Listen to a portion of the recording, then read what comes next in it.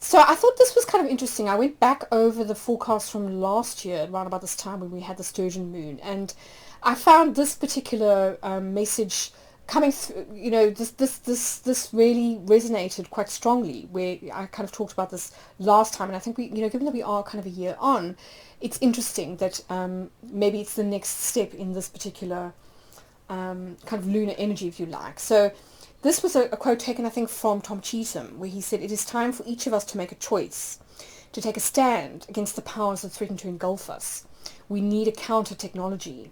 We need techniques to oppose the immense powers that threaten to annihilate all the rich diversities of the world, both cultural and natural." And I think a lot of us have become very keenly aware of these, maybe more so than we were kind of last year, whether it is kind of toxic patterns in terms of fake news and social media, the enormous pressure that we can feel as a result of things like economic squeezes, um, but also in terms of pressure points in with regards to things like energy technology, agriculture, all those things that Uranus is sort of has been sort of like stirring up over the last couple of years. And I think it does feel, given all the other energies that are going on at the same time, in the chart at this particular full moon, that that really we may be asked to make that choice now, or kind of move in that direction, to pivot decisively, having had a year to think about things, what really means a lot to us, what's important to us, what we value, what has meaning to us, and when the time comes to make that decision, to embrace new techniques. And these aren't necessarily always going to be scientific. I think it's a misnomer to think that techniques and technology always necessarily have to do with machines and to do with science. They may in fact be artistic techniques. They may be psychological techniques, coping mechanisms. They could be technologies in the sense of something that is practical, that kind of gets us through a war or an economic downturn. So they may not necessarily be the sort of the obvious sort of tools that we might sort of initially assume. So I think it's I think a really important time to sort of dig deep and to think back over the last kind of 12 months or so to sort of key points in terms of the overall ups and downs that we've all kind of been through, to see what's really been highlighted for us in terms of what feels important, what feels like is worth saving, or needs change, and to then sort of, when the time comes, when we feel prompted by external events, to move with precision and decisiveness in the direction of what feels right according to our principles.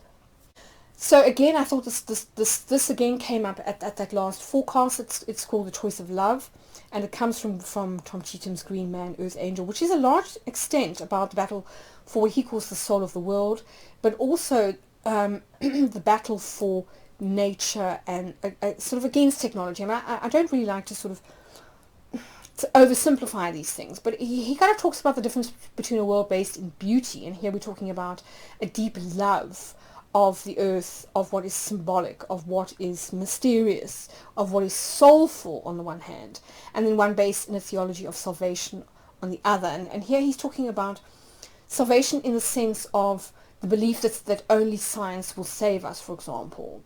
I mean, it certainly has a role to play, but it's not the only solution, because science, to a larger extent, if you think about things like genetic manipulation, or the more extreme and the kind of Frankenstein aspects of technology that we talked about back at that May new moon, it can tend towards the sort of the amoral. So it's about trying to find a balance between these two worldviews or cosmologies, the kind of the soulful view on the one hand, and the more detached view on the other. And I think both are epitomized quite nicely actually in the signs of Leo, which is very kind of heart-based and passionate on the one hand, and then Aquarius, which is a lot more detached and leans towards things like science and technology on the other. So he talks a lot about how destructive technology in a way can be tied to theologies of salvation, which are to a large extent about escape.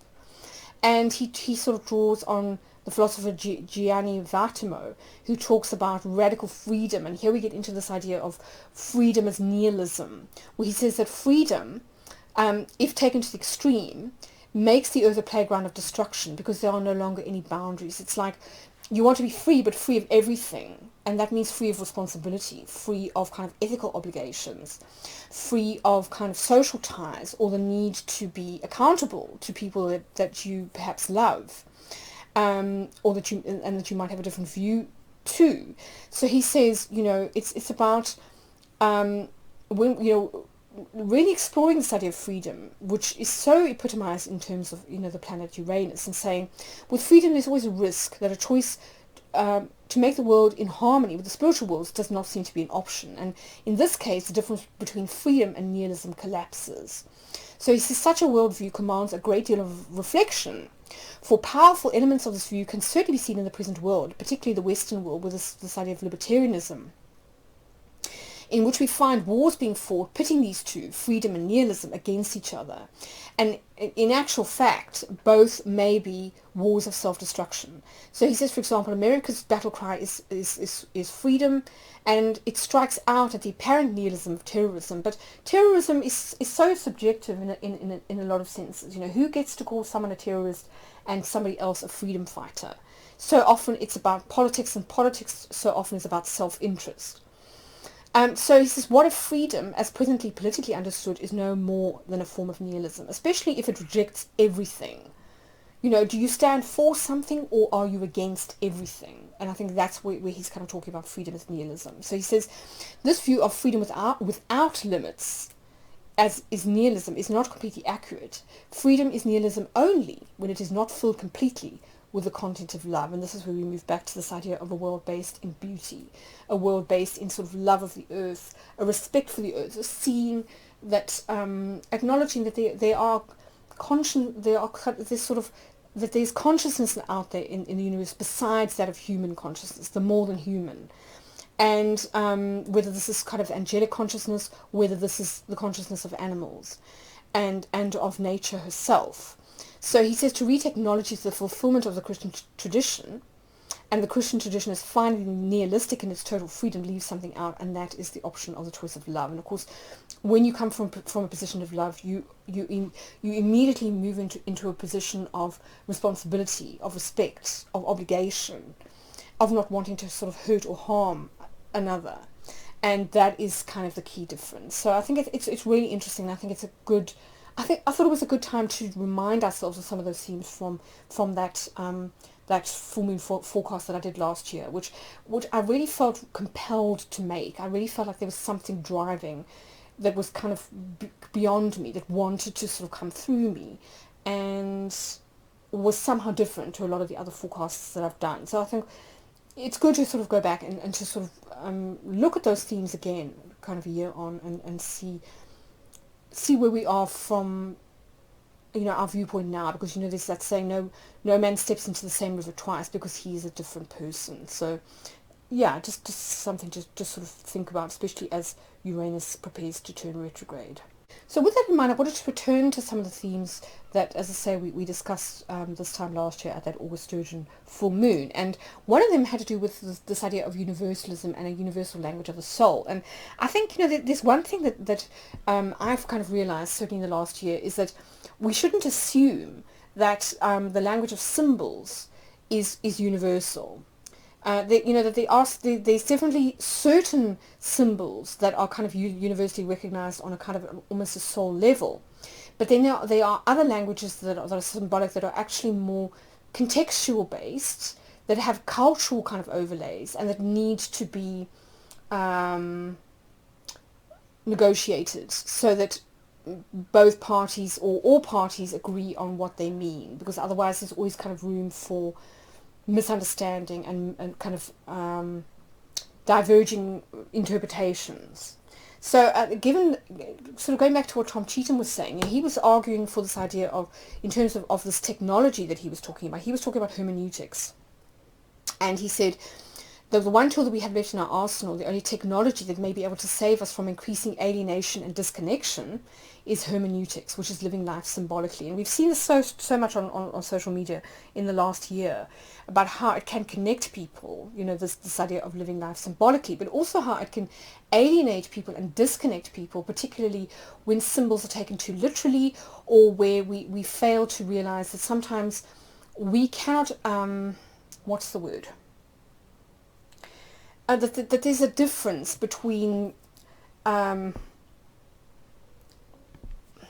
assigning something meaning based on say, like quite a shallow context on one hand, and having a symbol reveal its meaning to us. Because very often symbols, when you get sort of up to the, if you talk about the fourfold hermeneutic method, at the sort of the literal and the allegorical levels, symbols very often are quite sort of straightforward and can be easily discerned, and we tend to sort of have these kind of common views of what say a symbol means. But then we start to move, as we move kind of higher up into the sort of the anagogical levels and so on, that's when things start to become interesting, because then the symbol starts to take on a life of its own, and sometimes it decide what it wants to reveal to you, much like a messenger, like that dove of peace, or like an angel. And so I think it's worth making that kind of discrimination between reading a symbol and sort of reading the world through this universal language of the soul as kind of imposed by us on the one hand, and then also coming into relationship with a world and a kind of universe that is conscious and that may want to speak back to us and that may want to use the symbol in a way that we hadn't necessarily considered. So I think it's interesting that he talks about to sing or to speak the language of the soul back into existence is to read the world through this universal language of the soul, and thus bring the world back to life. Not just ourselves, but the world. But that means that we are in relationship. We're in a dialogue with that world. That's world of soul. And this means that the world can speak back to us, and we need to be open and to sort of listen to this.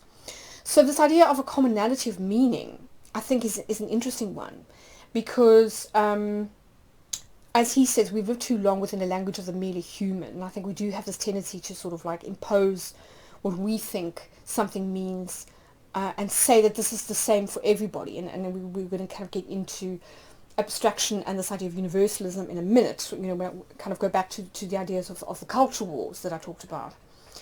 And he says, to keep our internals open, we have to learn to read and write ourselves out of ourselves and uncurl ourselves back into the world. And part of this is actually listening to what the world or what symbols may want to tell us. And I think, given that we've got that very strong message of the kind of the messenger with that saving symbol of the dove of peace, I think it's possibly a time when we need to be on the lookout, where we need to be listening, where we need to be keeping ourselves open and receptive for messages from spirit, from nature, from the world. Particularly if you think about, as I say, what's happening in terms of like the climate, that we're having one of the worst droughts sort of in 70 years in Europe. And what is this is a message to us from nature, from the planet.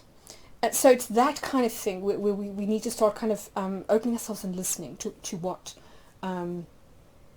wants to be said. And that can come through collectively, but it can come through individually. And I think it's very important to understand that a symbol works on multiple levels, and that, while we can sort of agree on a collective meaning, that a symbol is never static. It's not a sign, it's a symbol, it's a living thing, and so its meaning is almost, even though it can be confined to a particular species, that its kind of levels of depth can be sort of almost endless. So this brings me on to this idea of universalism and monism, which I've been thinking about quite a lot, going back to the work of Patrick Curry, my teacher, and he was always very against this idea of sort of universalism and monism, and therefore of religious point of views that tend towards like, what's the word? This idea of like a one true God, and as opposed to sort of pantheism or paganism, where you've got sort of multiple gods. So he talks a lot about enchantment versus disenchantment, and part of kind of approaching the world from a position of kind of beauty and wonder is allowing ourselves to be enchanted, to sort of live in a very poetic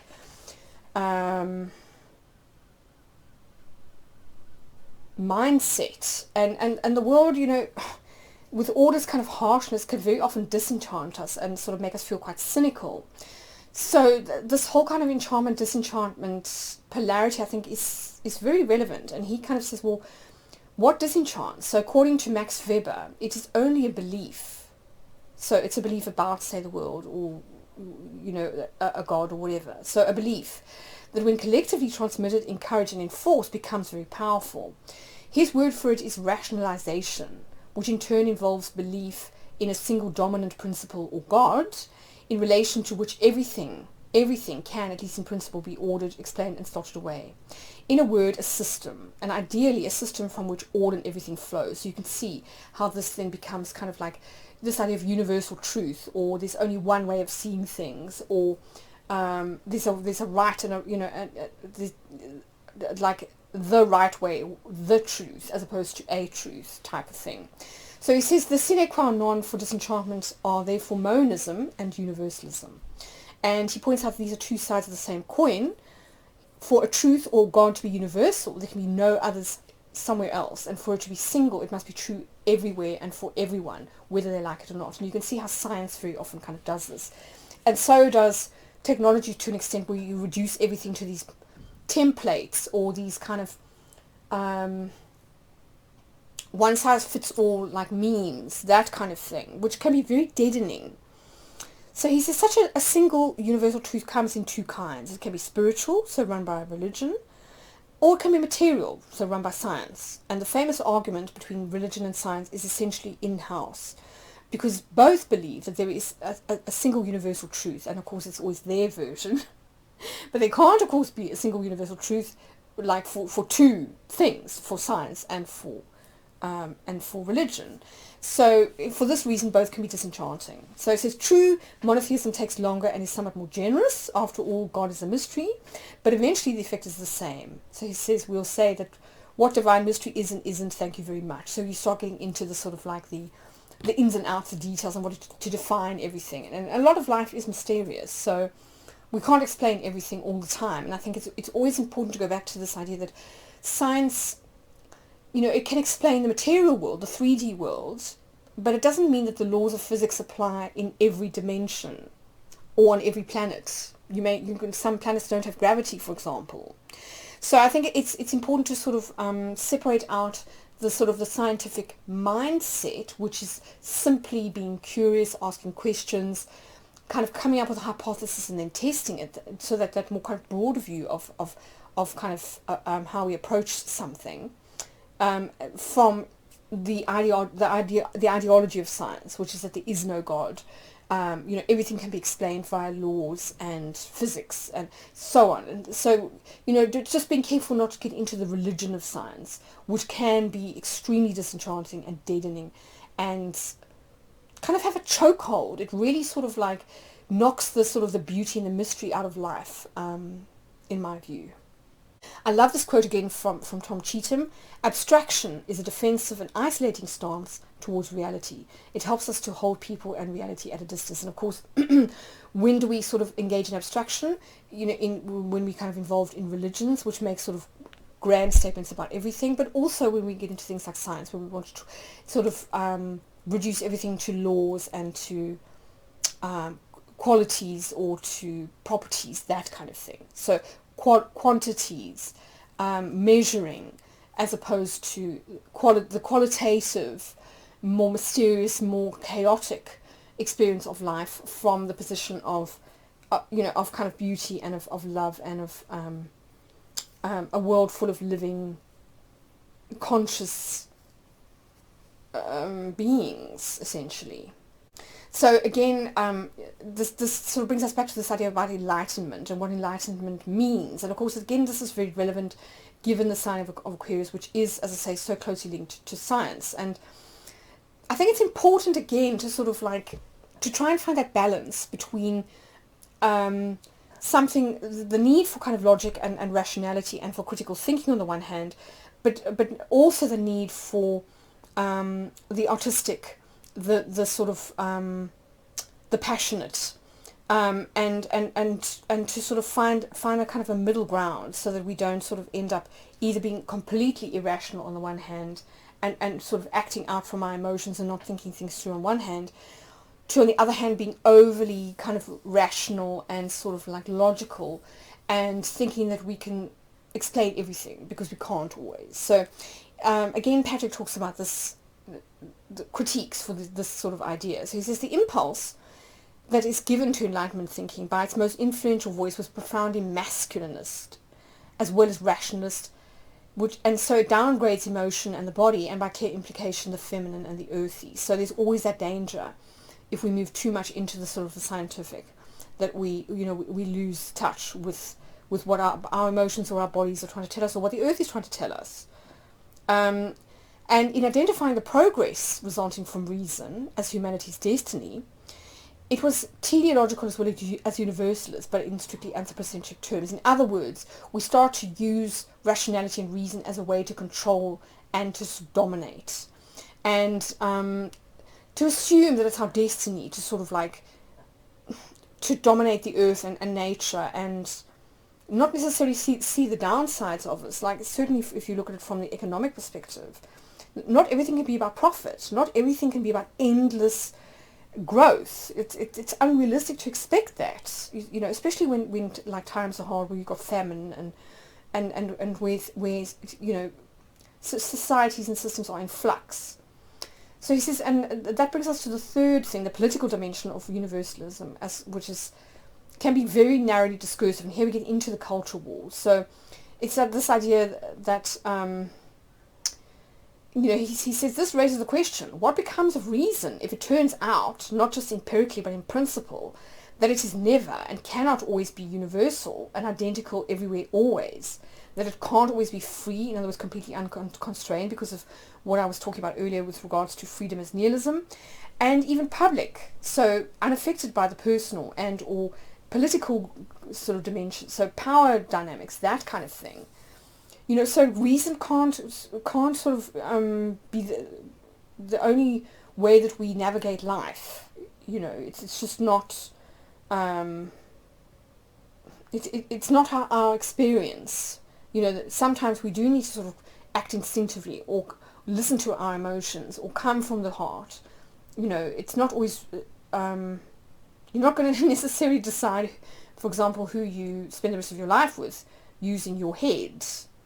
But on the other hand, he also says, and I think this is an equally important point, is that we can get into, particularly with that freedom as nihilism, we can move too much into individualism, where we reject any form of external guidance, we reject any form of limit, such as a law, for example, where we reject any form of restraint, and we then, as I say, move into sort of like the realm of selfish chaos. Because if everyone is a law unto themselves, and they don't really think that they should have to obey certain ethics or morals or laws, then we have chaos. There have to be sort of certain things that we agree on that we're not going to do. Otherwise, that's kind of what, in essence, what law is there for, is to try and keep the peace, to maintain order. So I think it's equally important that we don't tip over too much into that Aquarian energy of the individual. Getting back to something that I meant to discuss, I don't know whether I did, when I looked at the sort of Saturn-Mercury opposition, or the square, which is a quote from Henry Corbin's work, where he talks about the difference between the universal and the numinous, and he says, from the perspective of the mystics, as he ruefully put it, what Aristotelianism considers as the concept of a species, so this idea of kind of, finding universal categories for things, measuring things, putting things into boxes. The logical universal ceases to be anything more than the dead body of an angel. And this is the magic of particularity, of kind of like sort of extenuating circumstances, or where things become a little bit liminal. This is where kind of the magic happens, where Mercury can show himself as, either like the winged dove, the messenger, bringing us a sort of a spirit or a sign in a mysterious, unexplainable way, that flash of insight, seeing something from a different perspective, cutting through the ordinary to experience something extraordinary, or again just seeing the magical, or the sort of the beauty and the mysterious in kind of life and in existence. And then finally, I wanted to get back to this idea of metis and liminality, because this brings in the Saturn Mercury polarity again in a different way. And he talks a lot about classical scholars, and he talks about how they've identified metis, which was the goddess or Titanus of good counsel, of planning, of cunning, and of that kind of street smarts that I talked about, when I talked about Mercury.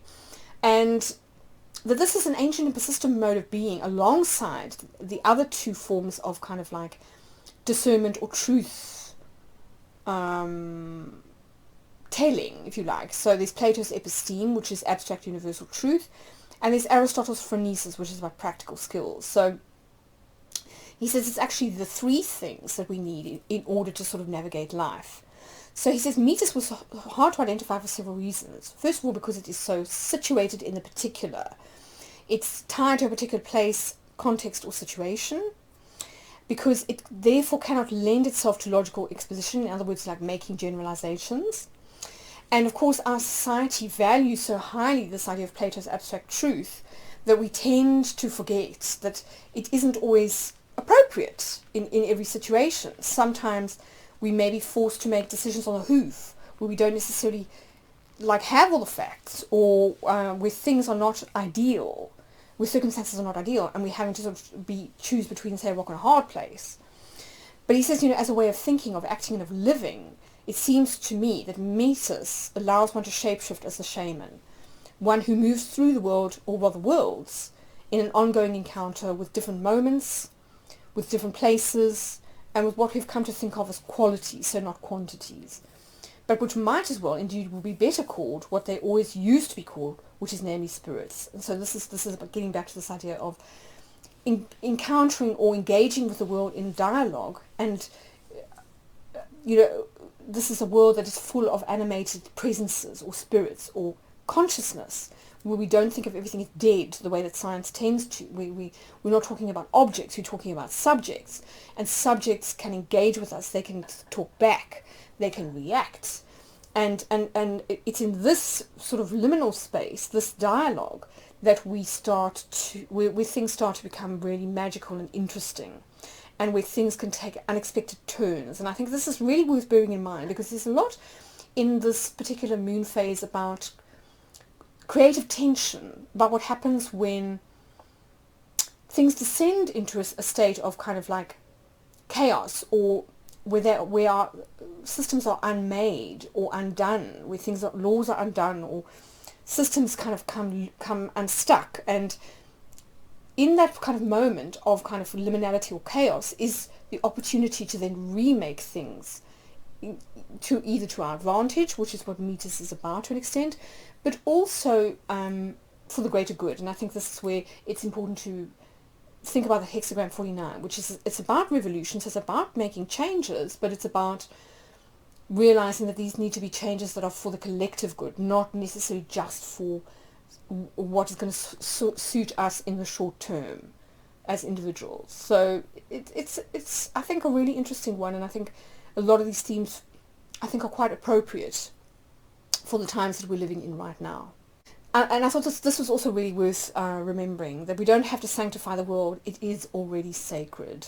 It's not necessary for humans to have to impose or sort of declare something sacred, that the world already is sacred. So yeah, I love this image of Sophia here as the sort of the soul of the world, the anima mundi. And I think, it was just, I think, a lovely reminder when I came across this slide that the world is already sacred. We just have to pivot so that we can see it. We have to be in that mode of being or seeing where we can apprehend that and feel it, essentially. So just to sort of wrap up, I thought I'd kind of bring it back to the study of culture wars, which I talked a lot about in my forecast around NFTs. I will actually put a link in this video to that if you're interested in kind of going back. But I talked a lot about culture wars, democracy, and the study of the sacred. And James Davison Hunter says that culture by its very nature is hegemonic. And of course, this is really interesting when you want to talk about revolution, because so much of the theory around cultural change or cultural political revolutions is about hegemonies and changing hegemonies. And so hegemonies by their nature tend to colonize. They tend to want to envelope everything in their totality. So we're getting back to this idea of universalism. So the root of the word culture, for example, is Latin, which is cultus. So being sort of like sucked into a cult, being forced to see things from a particular point of view. But culture is also about what's sacred to us. And of course, the sacred can be very individual. So he says what is sacred to us as a kind of society tends to be universalizing, and that by its very nature the sacred in that sense it becomes special, so it can't be broached. So it's something sacrosanct, and therefore if anyone challenges us like over a particular viewpoint or our religious conviction, that kind of thing, we tend to get very affronted.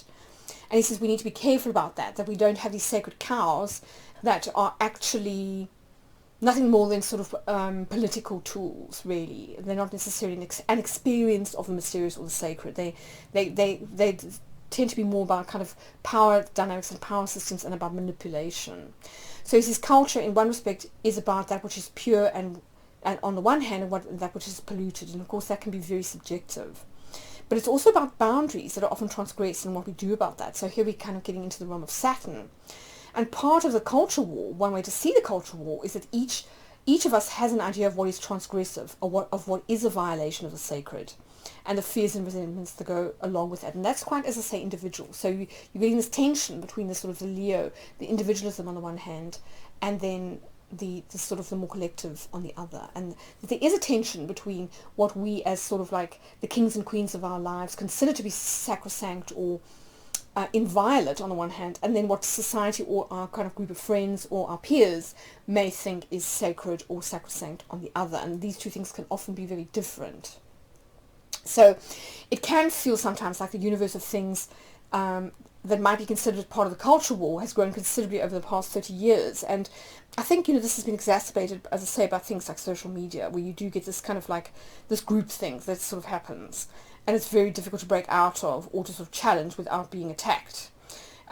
Such that it seems to now envelope most of politics as well. So you're getting, politics is very polemic and very divided, and it's tribal as well. So you either have to agree with this group or that group, and there's no room for finding middle ground anymore. So he points out, in that situation, how does democracy work? And that's an important question, particularly when you're talking about the sign of Aquarius, because when stakes are existential, it would seem like compromise is impossible, and yet how can you have a stable democracy without compromise? And I think, when you are at a full moon, you have these two, the sun and the moon, at opposite ends of the zodiac, and it is very important to try and find that middle ground between that 180-degree line, that middle ground that is going to allow for compromise, that third way, or sort of the blending of the best of both worlds type of thing. And I think it's really important to bear that in mind as we go forward now in what, as I say, feels like a very pivotal time, the next couple of months. So I thought I would kind of end with this quote from Robert Romanisham, which I was going to include in the forecast in May, but then it kind of got a little bit long, so I didn't really talk about it. And it hinges around this image, which was taken by the moon mission back in when was it, 1968 or 1969, of the Earth. So looking back at the Earth, this famous image from NASA. And he kind of asks this interesting question, which I think really kind of gets down to the notion of universalism versus kind of particularism or particularity on the one hand, and also this idea of transcendence or salvationist kind of beliefs or religious systems on the one hand and immanence on the other hand. And he says, does this image of the earth as seen from space evoke a sense of some ultimate alienation from the earth, a kind of triumphant farewell to nature that celebrates the power of the disembodied human mind to take leave of its senses in its departure from the earth? So, just kind of like, oh, well, nature is kind of imploding, we've destroyed the planet, so we'll just leave and kind of go somewhere else, that kind of transcendent idea of escape. Or is it a triumph of the will that celebrates our capacity to break the natal bonds of gravity that have tied us to the earth? As sort of a final farewell as we gather the technological power to depart the earth, and perhaps in light of how we have managed to despoil it and even to wire it for destruction, a leave-taking that is motivated by a felt sense of necessity. So if you think about like Elon Musk, for example, and this idea that we need to sort of like get to Mars as a sort of like a plan B in case we do blow up the earth or there's a nuclear war, whatever the case may be. Or does it evoke a sense of wonder? So does this image evoke a sense of wonder? So standing on the moon looking back at the earth, does it evoke a sense of wonder that celebrates for the first time some dim, perhaps even archaic remembrance of Earth as home to all of us? One that invites return. So how did the astronauts, for example, feel when they were on the moon? Did it make them really long for the Earth? Did it awaken another bond alongside that of gravity? A bond that tugs on the human soul, a bond of desire, of eros, rooted in the aesthetic longing of the human heart for home or for mother, that really sort of primeval urge that a lot of people feel, particularly when they're dying, that they call out for their mothers or when they're in distress. Is it an image that evokes a sense of homecoming? And, for him, it's about trying to find that middle ground between transcendence on one hand and immanence on the other. And I think, again, another kind of iteration of what I'm talking about with this idea of science on one hand, religion on the other, of universalism on one hand, of particularity on the other, and of this idea of freedom on one hand and sort of like solidarity with the group on the other, that I think are all themes that are being kind of constellated at this particular full moon. So quite a rich one, and I think a lot to think about. And of course it will sort of play out differently for everybody, but certainly a lot of food for thought here from a kind of collective perspective. So that's kind of it for me. I know this has been a slightly longer one than usual, but if you are kind of wanting more kind of personalized information, then as I say, think about subscribing to my newsletter, because you will get access to things like monthly horoscopes, as well as my more kind of in-depth lunar phase forecasts, where I kind of get into things a little bit more kind of in depth. So yes, check that out if you're interested, if you haven't already subscribed. But of course, if you're thinking about upgrading, I do have a free 14-day trial on my 2 paid membership tiers, so that's also something to consider. But I hope that this leaves you with something to kind of think about over the next couple of weeks, that it proves to be rich pickings for kind of psychological or philosophical musings. But yeah, I'm wishing you all the very best. I hope it's not too sort of volatile or chaotic, and that you do manage to find the silver linings and the rainbows in between the clouds. And I'll see you again in a fortnight for the forecast for the new moon in Virgo.